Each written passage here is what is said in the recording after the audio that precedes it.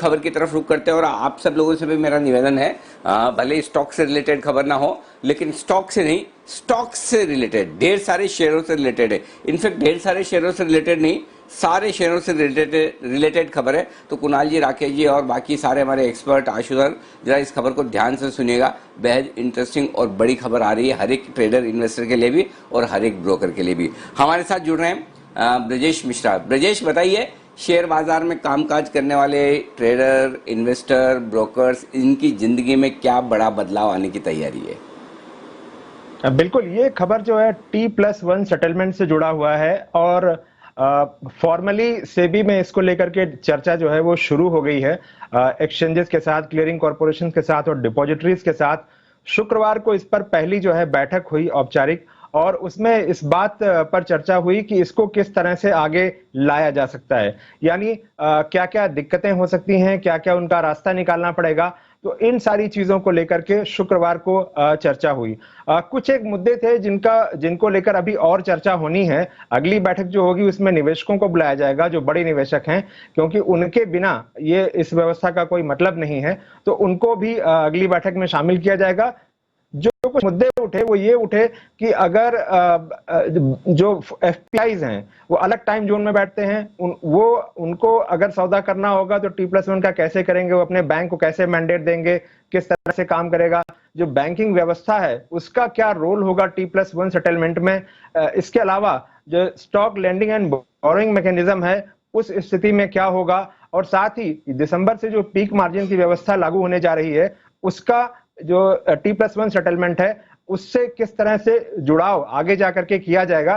तो इन सारी चीजों को लेकर के चर्चा शुरू हुई है। दलील जो है इसके पीछे समझी जा रही है वो ये है कि अगर आप शेयर खरीदते हैं तो भी, और अगर आप शेयर बेचते हैं तो भी, अगर आप शेयर खरीदते हैं तो जल्दी से, यानी आज आप शेयर खरीदेंगे और कल तक जो है आपके अकाउंट में शेयर आ जाएगा, और अगर आपने शेयर बेचे हैं तो अगर आज आप बेच रहे हैं तो कल आपके खाते में पैसा आ जाएगा। तो निवेशकों के लिए जो है ये एक अच्छी बात होगी और उनके लिए फायदे की बात होगी।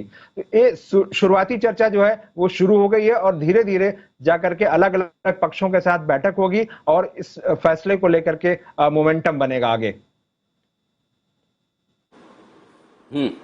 तो अब नया नाम दिया जाएगा इसको, TTST, trade today settlement tomorrow. Kunal ji, नाम ठीक है ये TTST, trade today settlement tomorrow. आज आप शेयर खरीदे बेचे, कल आपके पास में डिलीवरी और पैसे भी आपको कल ही देने पड़ेंगे। मतलब सेटलमेंट एक दिन तक कैसे छोटा किया जाए, इसकी तैयारी है सेबी की। बताएं सर। देखिए, मुश्किल सा कुछ नाम लग रहा है। BTST हम लोग चलाते हैं, अभी आप बता रहे हैं TTST, अनिल जी, तो बहुत मिलता जुलता नाम है। तो अनिल जी अच्छा ही है, अनिल जी जितनी जल्दी स्पीड बढ़ जाए उतना अच्छा है। तो मेरी राय में तो बहुत ही अच्छा ये फैसला है, जल्दी से जल्दी इंप्लीमेंट होना चाहिए अनिल जी।